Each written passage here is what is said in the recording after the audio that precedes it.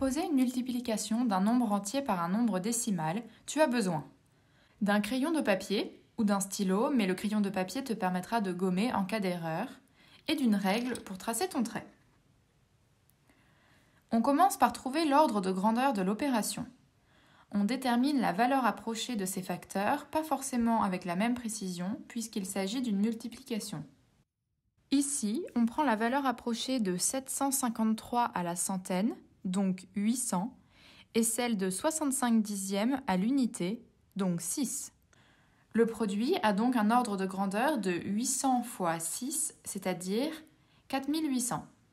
Pour calculer la multiplication d'un nombre entier par un nombre décimal, on procède de manière identique à la multiplication de deux nombres entiers. On sait poser l'opération et calculer 753 fois 65. On commence donc par faire cette opération. On pose l'opération, on soigne la présentation. On écrit les multiplications intermédiaires et on dessine la boîte à retenue. On commence par effectuer le premier produit, le premier facteur multiplié par les unités du deuxième facteur. On continue en effectuant le second produit, le premier facteur multiplié par le chiffre des dizaines du deuxième. On n'oublie pas le 0 qui marque les dizaines. Enfin, on additionne les deux produits intermédiaires.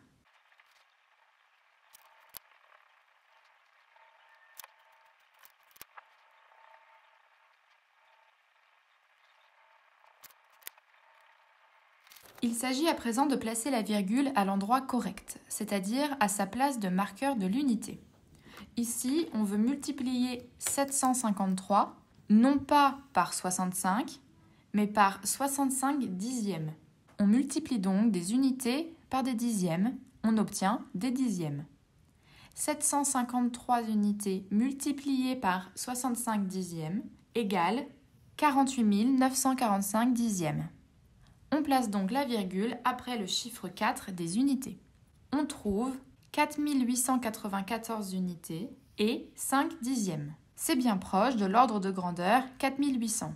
On peut donc conclure 753 unités multipliées par 6 unités et 5 dixièmes égale 4894 unités et 5 dixièmes.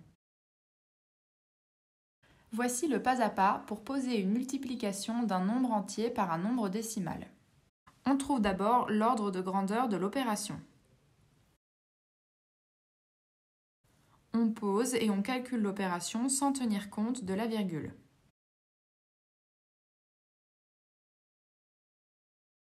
On détermine l'emplacement de la virgule qui marque les unités du résultat en observant les facteurs.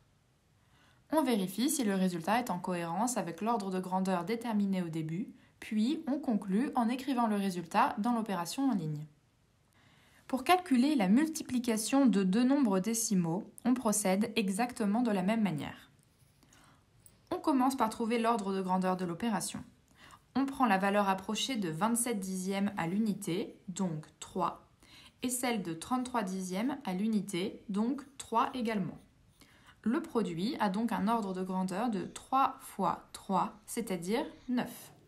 On calcule d'abord l'opération sans tenir compte des virgules. On pose l'opération, on écrit les multiplications intermédiaires 27 fois 3, puis 27 fois 30, et on dessine la boîte à retenue. On commence par effectuer le premier produit, le premier facteur multiplié par les unités du deuxième facteur. Ici, 27 fois 3. J'utilise la boîte à retenue. On continue en effectuant le second produit, le premier facteur multiplié par le chiffre des dizaines du deuxième. Ici, 27 fois 30. On n'oublie pas le 0 qui marque les dizaines. On additionne les deux produits intermédiaires. 81 plus 810 égale 891. On place la virgule pour marquer le chiffre des unités.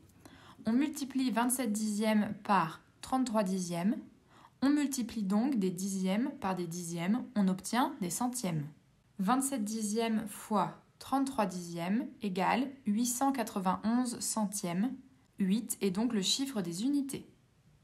On trouve 8 unités et 91 centièmes. C'est bien proche de l'ordre de grandeur 9. On peut donc conclure 2 unités et 7 dixièmes fois 3 unités et 3 dixièmes égale 8 unités et 91 centièmes.